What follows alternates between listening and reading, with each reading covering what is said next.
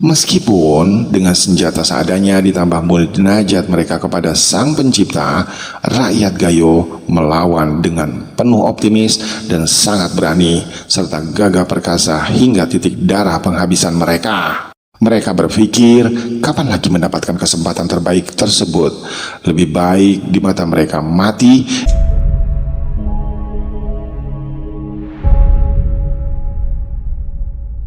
Assalamualaikum warahmatullahi wabarakatuh. Halo Baraya Pembelajar. Kita berjumpa kembali di postingan BP Channel tentang pembelajaran sejarah yang kali ini bertajuk Kisah Kelam Pembantaian di Aceh yang dilakukan oleh Belanda di tahun 1904. Kisah pembantaian di pedalaman Aceh oleh Belanda pada tahun 1904 mungkin banyak orang yang belum mengetahuinya. Tepatnya di tanggal 8 Februari 1904, Belanda memulai ekspedisi militernya ke Gayo dan juga Alas di Aceh. Lalu terjadilah genosida dan menjadi fase terakhir dari rangkaian panjang perang Aceh pada Belanda saat itu. Namun hal itu tidak membuat rakyat Aceh berhenti berjuang melawan Belanda. Pelabuhan Ule Lehu di Banda Aceh siang itu mendadak riuh. 3 kapal Belanda berukuran besar merapat membawa ratusan orang yang diangkut dari tanah seberang. Tidak kurang dari 10 orang perwira, 13 bintara, serta ahli geologi dan juga tenaga medis berkebangsaan Eropa turut serta dalam rombongan tersebut. Dan itu belum termasuk 473 orang mandor, puluhan kuli paksa, dan juga penunjuk jalan serta 208 orang anggota Korps Marseus Tefuit atau bisa disebut Marsose, yaitu satuan militer sebagai tanggapan taktis terhadap perlawanan gerilya di Aceh. Korps Marsose bernaung di bawah Koninklijk Nederland-Indische Leger atau biasa disingkat KNIL alias tentara kerajaan Hindia Belanda saat itu. Tapi korps ini tidaklah ada ikatan dengan Koninklijk Marsose yang ada di Belanda. Kendati berlabel penjajah, sebagian besar anggota Marsose tersebut justru berasal dari orang lokal sendiri.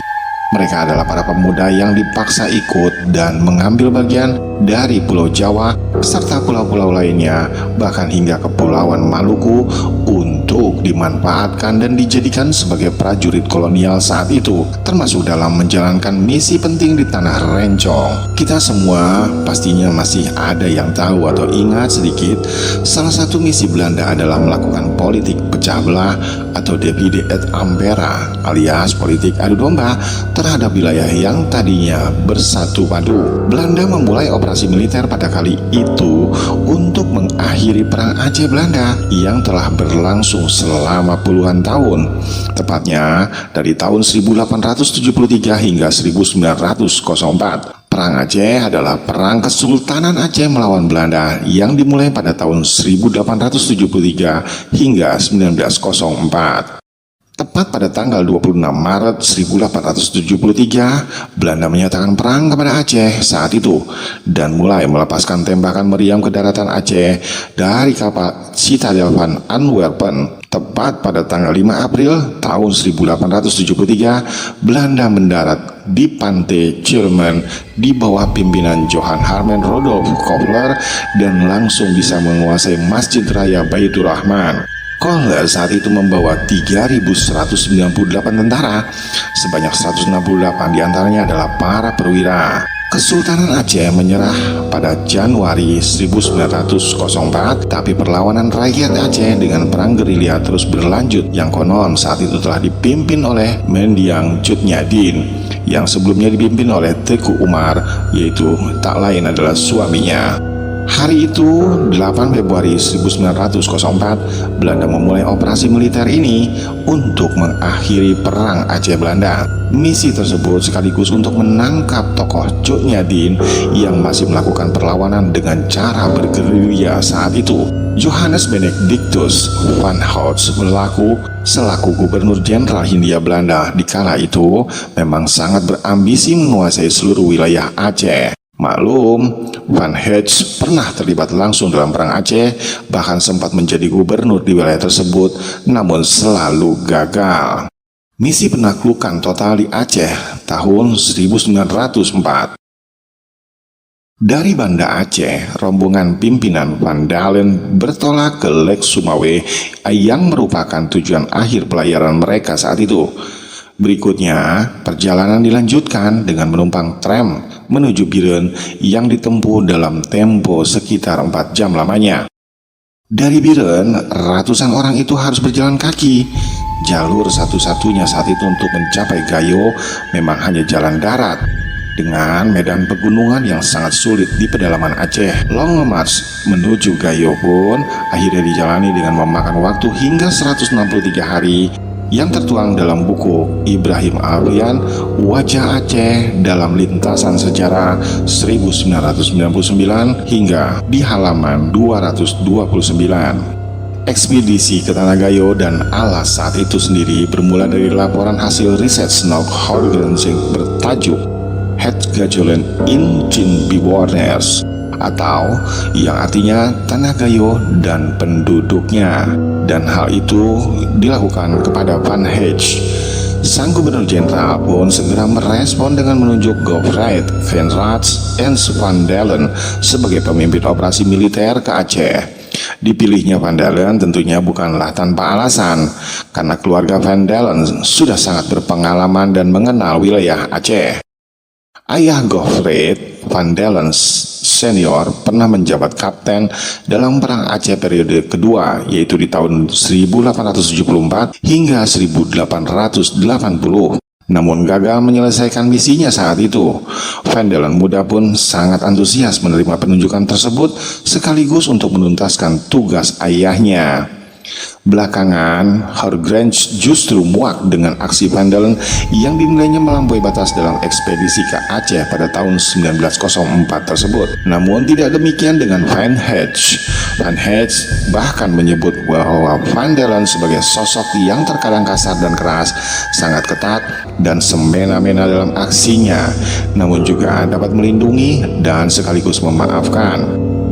Setelah melalui berbagai rintangan, mulai dari kondisi medan yang sangat sulit, kian menipisnya cadangan logistik di saat itu, hingga serangan-serangan mendadak yang dilancarkan oleh kaum gerilyawan pribumi, rombongan Van Dalen pun akhirnya sampai juga di Tanah Gayo, dan melakukan misi penaklukan total pun akhirnya dimulai.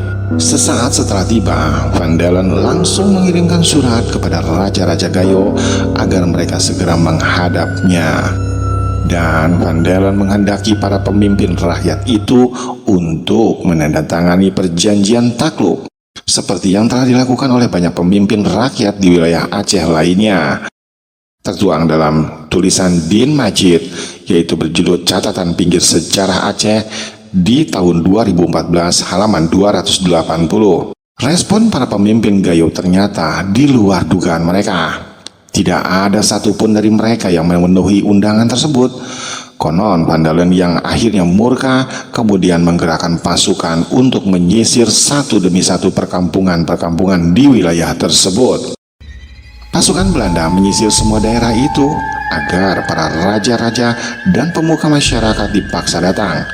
Jika mereka tetap enggan untuk datang, maka moncong senjatalah yang akan bertindak dan berbicara, alias diancam untuk dilakukan penembakan. Aksi pembantaian massal. Orang-orang Gayo memiliki ciri khas dalam berperang untuk mempertahankan diri. Rakyat Gayo bersikukuh, tidak sudi untuk takluk dan memilih terus melawan. Semua penghuni desa tanpa kecuali berkumpul di benteng-benteng dari bambu dan juga semak-semak berduri untuk menahan gempuran dari musuh. Sebagian besar dari mereka memakai pakaian serba putih untuk menandakan bahwa inilah perang suci yang sempat dikatakan dengan istilah The Holy War, melawan kaum kafir saat itu. Meskipun dengan senjata seadanya ditambah munajat mereka kepada Sang Pencipta, rakyat Gayo melawan dengan penuh optimis dan sangat berani, serta gagah perkasa hingga titik darah penghabisan mereka. Mereka berpikir, kapan lagi mendapatkan kesempatan terbaik tersebut? Lebih baik di mata mereka mati di jalan Allah dan menjadi syuhada, ketimbang menjadi tawanan perang. Dan Van Dalen sendiri pun tidak menerapkan taktik khusus. Dia hanya memerintahkan agar seluruh musuh dibasmi tanpa ampun. Dalam satu penaklukan di salah satu desa di Gayo, ratusan warga pun akhirnya dibantai membabi buta dan korban tewas terdiri dari 313 pria, 189 wanita, dan 59 orang anak-anak. Dan itu baru korban di satu desa, belum lagi di desa-desa Gayo lainnya. Tak hanya di Gayo, aksi genosida ala Belanda pun terus berlanjut ke wilayah suku Alas di Aceh Tenggara. Salah satu insiden paling keji yang terjadi pada tanggal 14 Juni 1904 di Kutoreh, menurut Ansnawi Ali, mantan tokoh gerakan Aceh Merdeka atau GAM, ada sebanyak 2.922 orang tewas dalam tragedi tersebut, yakni 1.773 laki-laki dan 1.149 wanita, termasuk anak-anak dan juga orang tua ada di dalamnya. Fakta yang lebih mengejutkan sebelumnya justru telah diungkap oleh ajudan Van Dalen, yaitu J.C.J. Campbell dalam laporan berjudul The Touch Van Oversight Van Dalen door de Gazo Alas en Batacladen tahun 1904. Campbell menyebut bahwa ekspedisi militer Belanda di pedalaman Aceh itu setidaknya memakan korban nyawa hingga 4.000 orang. Masih dalam laporannya tersebut, Campbell juga menyertakan beberapa foto-foto yang menjadi bukti bahwa telah terjadi pembantaian besar-besaran terhadap orang-orang dari suku Gayo maupun Alas. Setiap kali usai penyerbuan, Van Dalen memang memerintahkan ajudannya untuk memotret tumpukan-tumpukan mayat tersebut dengan para marsuce yang berpose di sekitarnya. Ekspedisi militer Belanda yang dilakukan ke pedalaman Aceh tersebut tak berhenti hanya di situ. Konon, ekspedisi mereka berlanjut hingga ke Tanah Karo di Sumatera Utara. Dan hal itu boleh dibilang menjadi babak akhir dari Perang Aceh. Dalam rangkaian aksi tersebut, Cut Nyadin yang melanjutkan perlawanan gerilya suaminya terhadap Belanda akhirnya pun tertangkap dan kemudian diasingkan ke wilayah Sumedang, Jawa Barat. Hingga yang bersangkutan pun akhirnya wafat di Sumedang pada tanggal 6 November 1908. Dan Cut Nyadin atau yang biasa dipanggil Anum oleh masyarakat setempat akhirnya dinobatkan menjadi pahlawan nasional Indonesia secara anumerta oleh Presiden Soekarno pada tanggal 2 Mei 1964. Anumerta adalah nama kehormatan yang dianugerahkan kepada keluarga istana, bangsawan, serta juga ada kadang orang lain dari negara. Anumerta juga sebutan bagi seseorang sebagai penghargaan tertinggi setelah yang bersangkutan meninggal dunia atas jasa-jasanya yang sangat besar yang telah dilakukan seseorang demi untuk membela rakyat dan negaranya. Meskipun wanita pejuang Cut Nyadin dari Tanah Renjong sebagai pimpinan rakyat semesta Aceh terakhir telah ditangkap, namun para pejuang dan rakyat Aceh di kala itu tak pernah tinggal diam. Mereka terus melakukan perlawanan terhadap Belanda, kendati dalam skala yang lebih kecil tentunya. Perlawanan sporadis rakyat Aceh saat itu berlangsung terus dan menerus, bahkan hingga Belanda menyerah kepada Jepang di tahun 1942. Berbeda dengan kasus Westerling dan sejumlah luka sejarah lainnya, hingga saat ini pihak Belanda belum pernah memohon maaf secara resmi terkait pembantaian yang terjadi di pedalaman Serambi Mekah tersebut yang berlangsung selama 3 bulan di tahun 1904 tersebut.